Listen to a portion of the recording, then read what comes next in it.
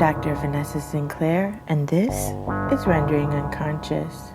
Today's episode is a lecture by Dr. Elisabeth Punzi. Dr. Punzi is a licensed psychologist and professor at Gothenburg University. She presented this paper, Psychoanalysis and the Freedom of Thought, Hilda Doolittle, at Rewriting the Future, 100 Years of Esoteric Modernism and Psychoanalysis, a conference recently held in South Tyrol, Italy. The paper was originally written with Per Magnus Johansson, a licensed psychologist, psychoanalyst, and professor at University of Gothenburg.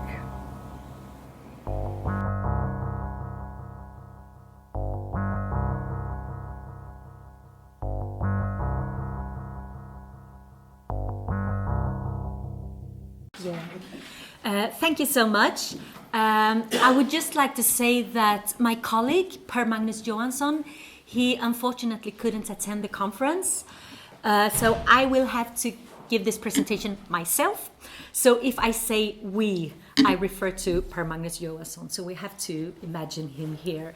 And he is a psychoanalyst, and he is an associate professor of history of ideas, and he is also a very central person for psychoanalysis in Sweden.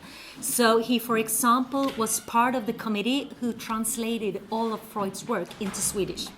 So we have to imagine him here. And the speak is called Freud and Hilda Doolittle, Freedom of Thought and Speech. And I will give a perspective on the dialogue between the poet Hilda Doolittle, known as H.D., and Sigmund Freud, and specifically about a book by Hilda Doolittle called Tribute to Freud, in which she describes her analysis with Freud and their evolving relationship.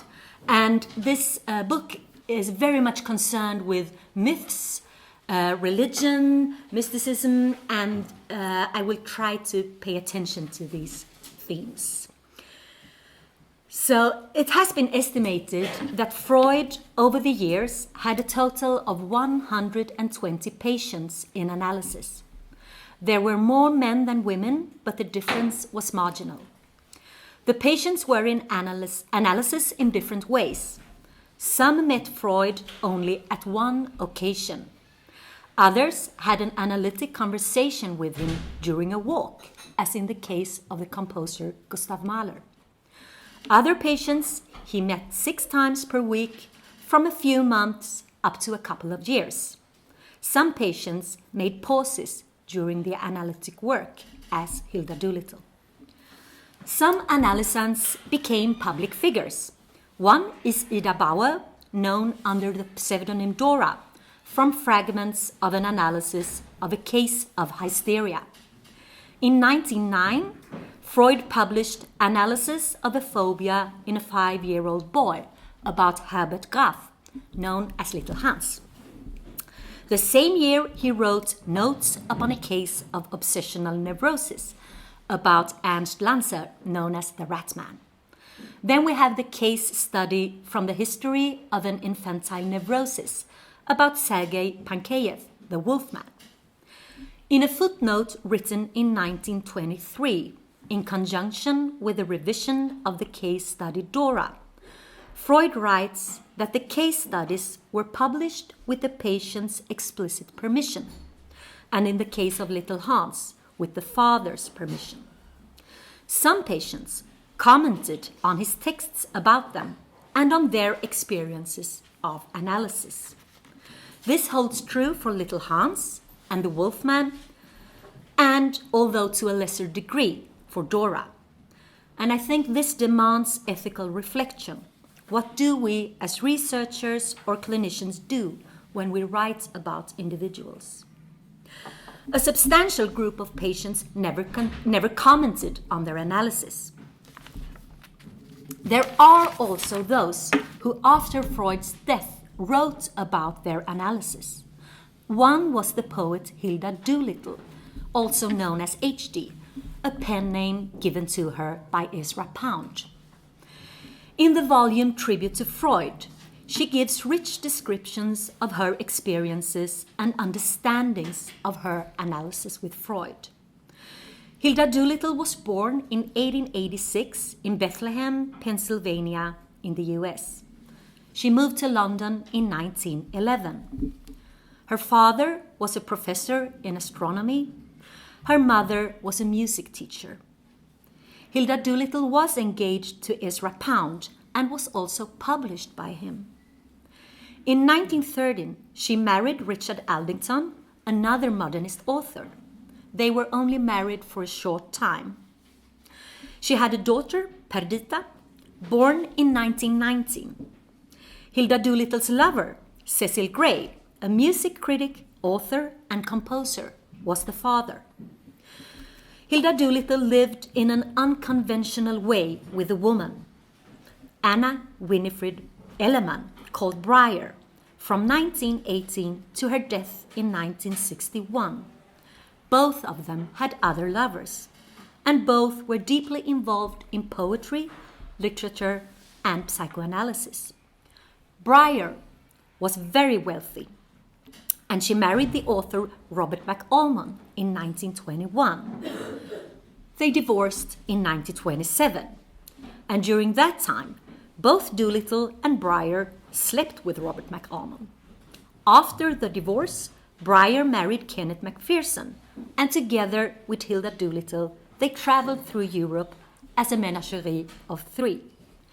And together they established the film journal Close Up and produced movies. After the war, Hilda Doolittle and Briar didn't live together anymore, but remained in contact with each other. Hilda Doolittle was suffering from psychological pain and occasional breakdowns almost her whole life. In 1933, she traveled to Vienna to undergo analysis with Freud. She returned for another analysis in 1934. She had an interest in Freud's theories since 1909 and read his works in the original German versions.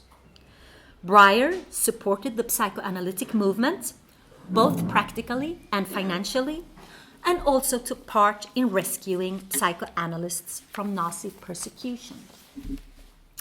Freud had a close relationship to Hilda Doolittle and communicated in a very personal way with her.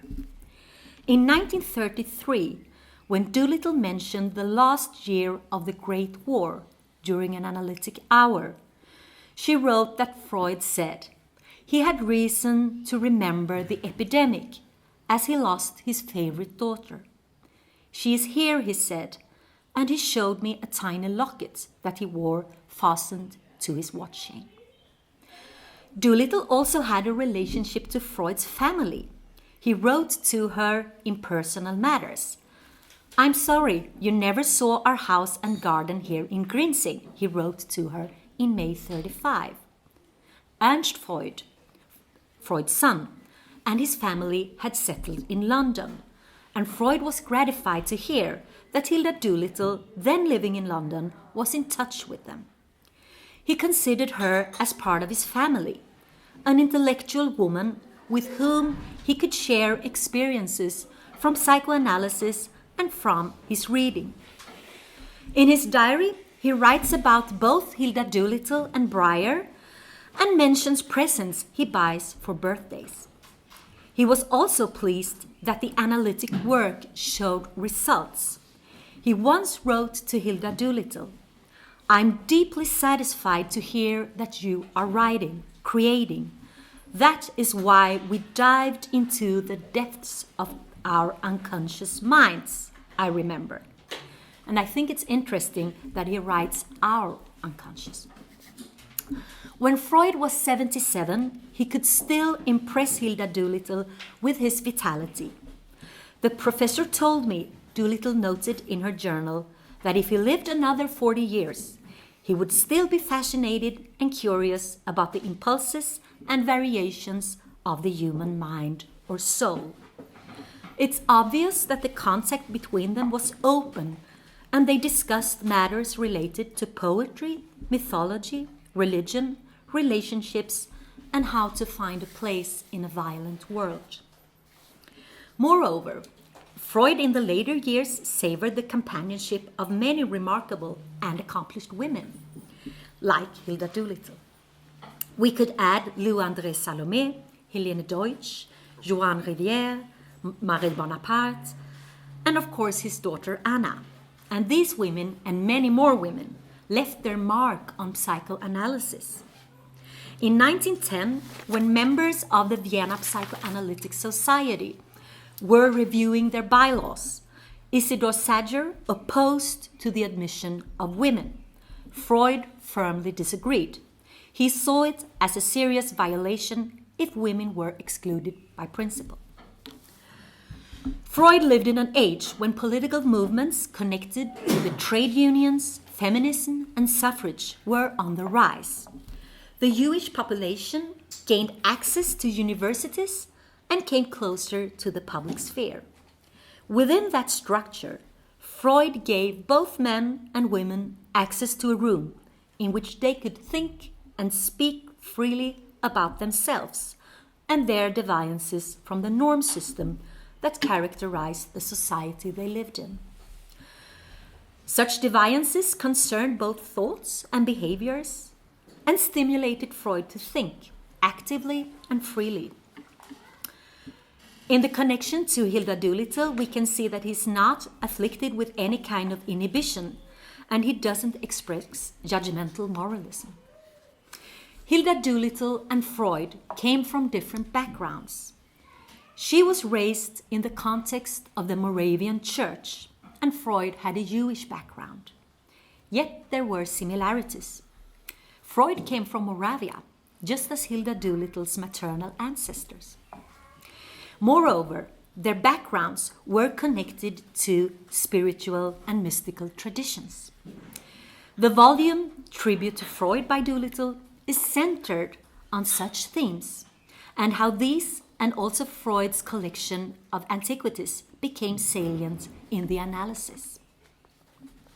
And it should be noted that Freud came from a Jewish background in which both Kabbalah and Hasidism was integrated. Both Doolittle and Freud abandoned the faith and traditions of their upbringing. Freud didn't continue to celebrate Jewish holidays or keep dietary laws. We do not, however, know whether his wife Martha continued to hold the traditions. It's well known that Freud once expressed that he didn't want her to light the Shabbat candles. This does, however, not necessarily mean that Martha accepted this. We don't know. It's also known that Freud owned many pieces of Judaica and books about Jewish mysticism. Freud declared himself godless and was integrated in the majority society, but he firmly identified as Jewish. Hilda Doolittle abandoned her childhood religion and came to embody the lifestyle of modernity. She didn't hide her bisexual and polyamorous relationships. Freud lived a steady family life. The differences didn't hinder Freud from, according to Hilda Doolittle's own words, being able to listen and speak to her in a way she could relate to. The unfamiliar was a point of departure for their mutual reflection.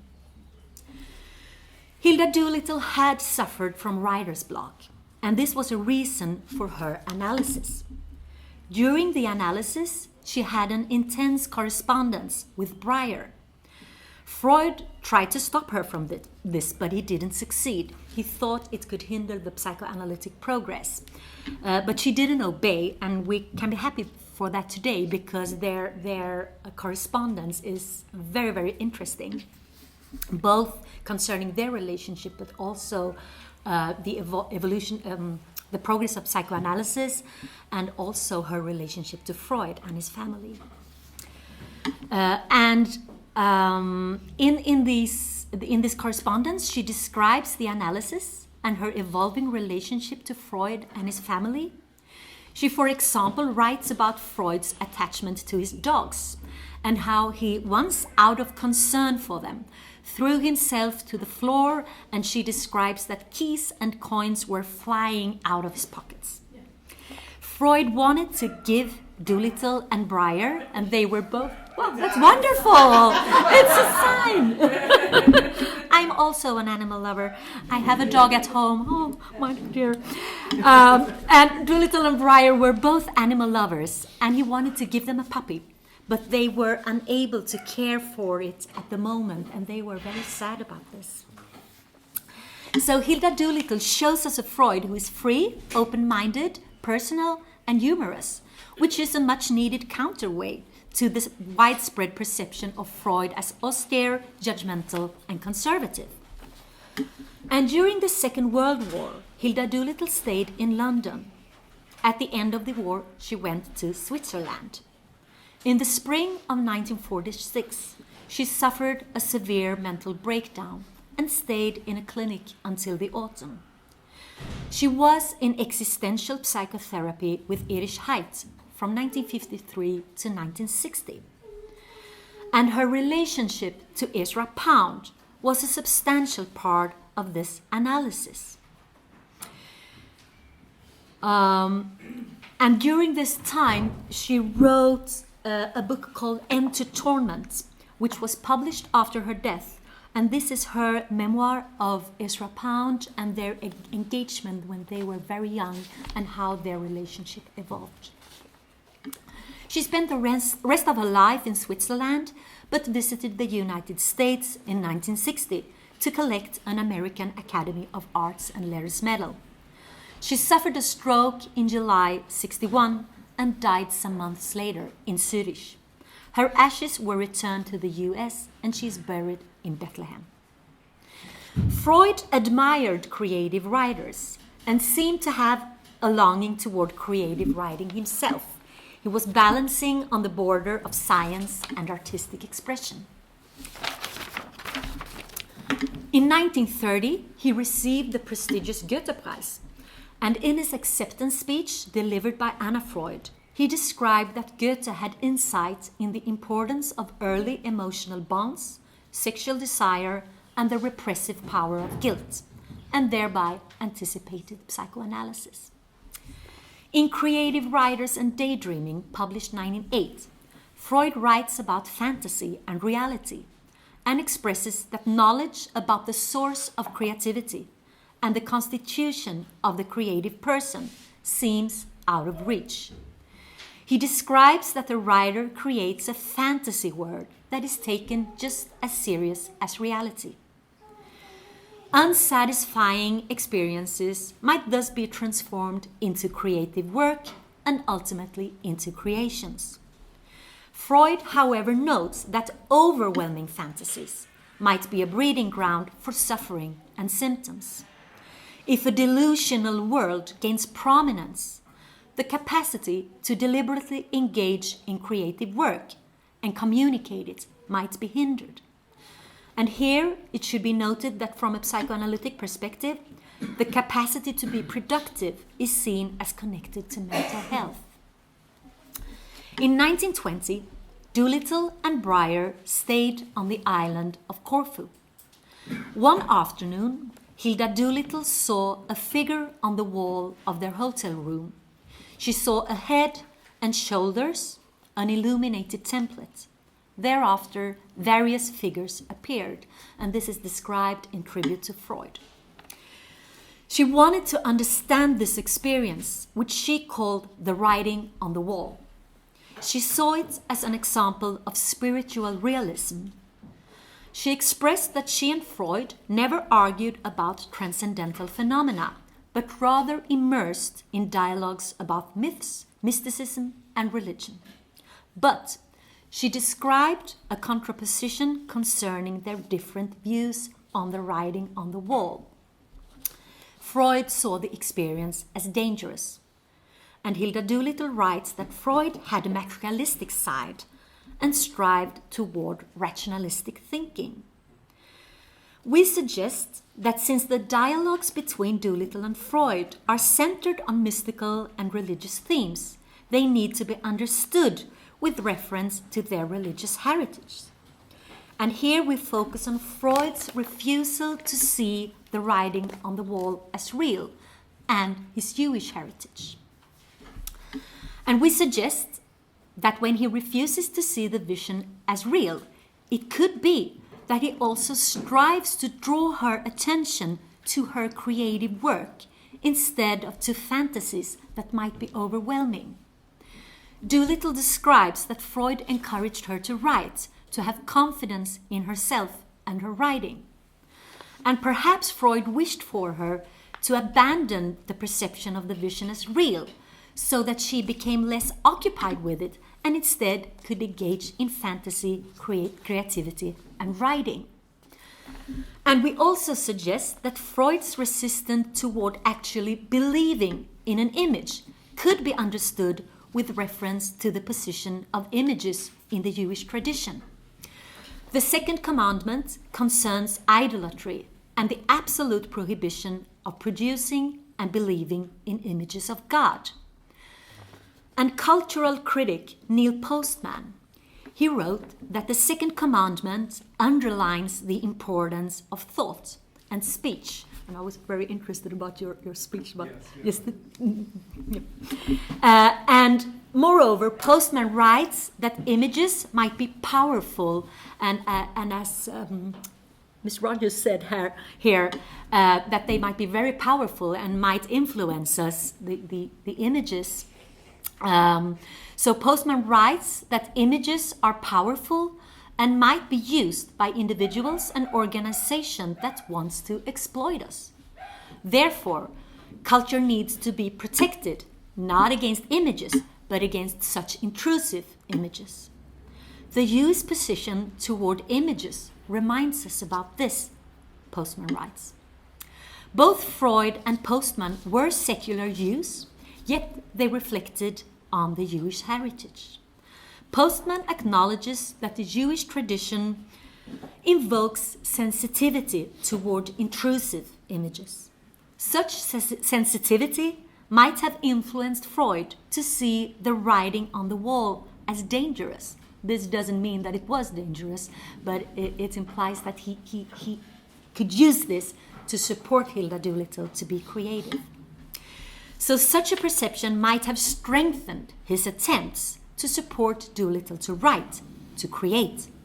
She had indeed suffered from writer's block, and she wrote that the analysis helps her overcome it. And our intention with this interpretation is, of course, not to present Jewish tradition as superior to any other tradition, but to acknowledge that certain traditions emphasize certain prerequisites of culture and what it means to be human. And accordingly, varying traditions open up for multifaceted insights. And we would finally like to stress the fact that Sigmund Freud, a Jewish medical doctor, academically trained, married, a father of 6 children, living almost his entire life in the same city, Vienna, met a patient, Hilda Doolittle, poet, a woman, bisexual, who had an unconventional lifestyle, always in exile, restlessly moving from one place to another, from one country to another, without finding a stable home or relationship. But they found a mutual meeting point. They shared something. They met each other in dialogue, in the emergence of psychoanalysis, in the tension between similarities and differences, and in the right to talk about psychological suffering and transcend it in writing. Freedom of thought and speech united them.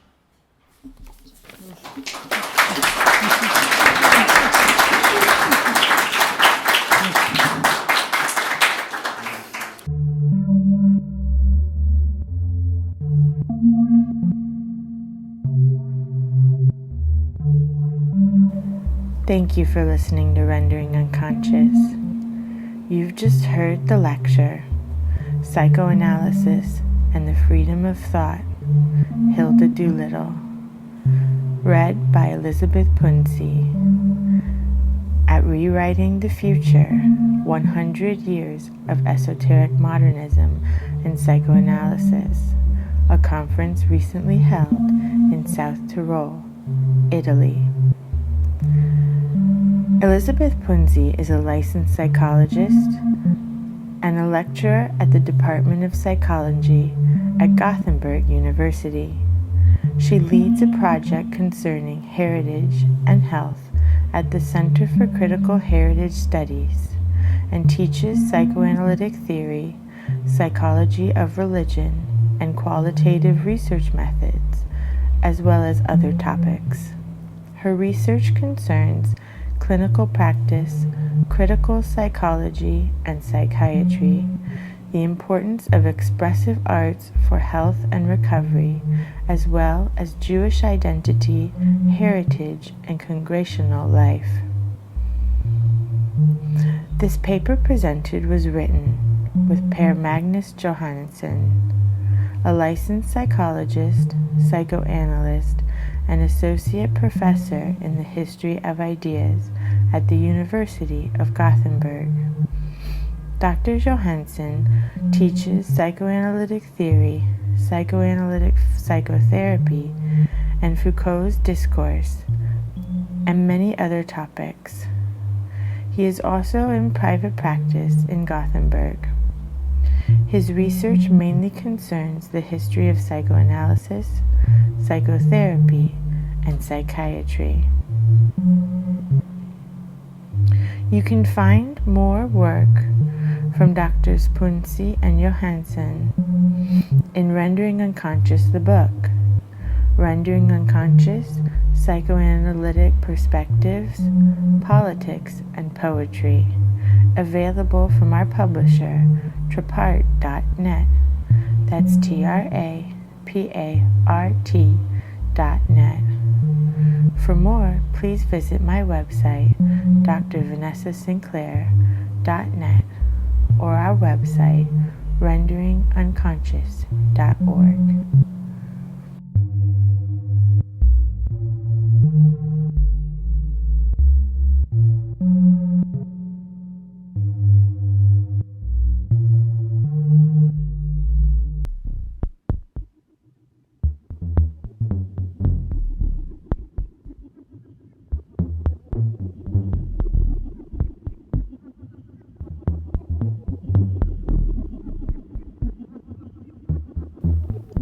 Darkness of an elevated sphere.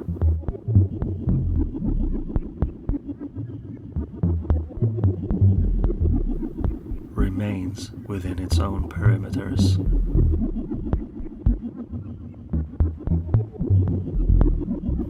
Leaking light where possible, but mainly surviving in silence.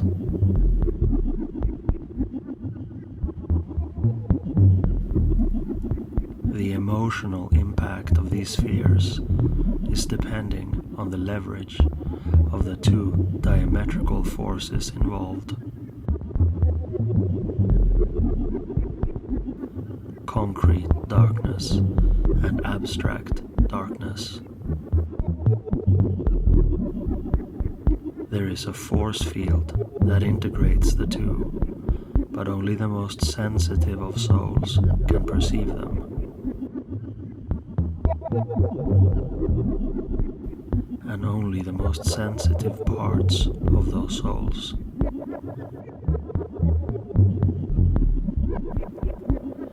The definition of the dark night of the soul truly lies in its own negation.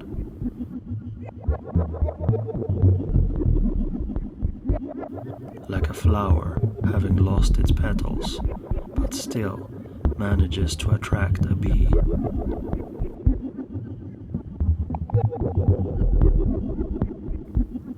The attractional shield or structure is but a framework for the soul.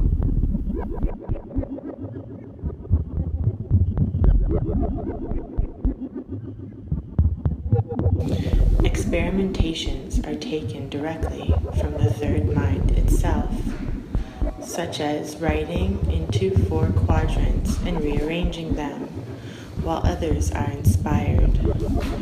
Punzi and Sinclair explore ideas posited by Burroughs and Geisen and expand them. For example, Burroughs speaks about the essence of authors being words and encourages us to cut up our favorite writers and poets, rearranging their own, yourself into a monkey, leaping from branch to branch, shifting person, jaguar form, up ahead of you and waiting, but also commodified in, where so much of course, first movement, I wonder, hologram is now a being built differently, analysis, dream, and body are voice. The lungs, I do mean atomic, the third mind movements and desperate for change. She shattered a mask of my crime. Research of quantum biophysics, a statement of intent in shadow work, dancer and a magician to ceaselessly. Darkness, I acknowledge mine. The simple ritual formula required. Side of, and focus in very, very tight. Or at least it is easier for, and they are forced. Human nature can, not master of his own, Freud's revolutionary situation.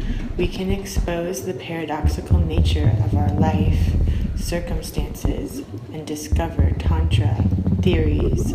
Jung had a reputation, the same, titled The Self's Vision of Enlightenment, as I joined was transferred.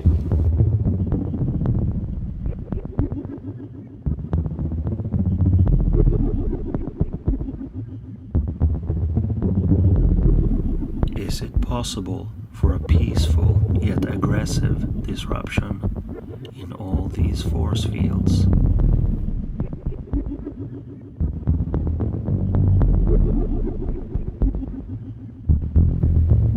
The darkness shines, the silence sings.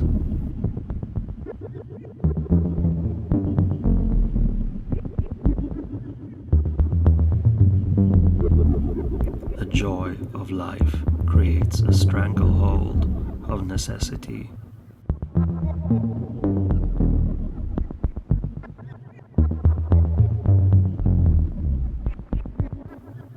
And so the species breed in perpetual agony, conscious of finality and unconscious of fidelity.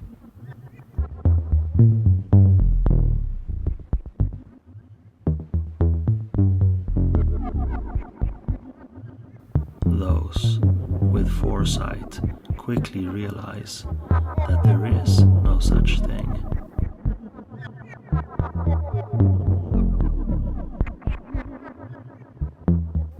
There is no peaceful yet aggressive disruption.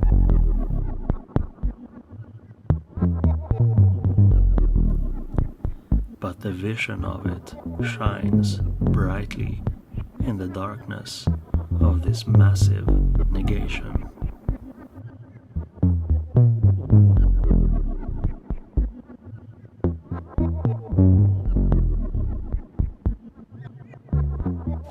Possibilities perceive and us to grow.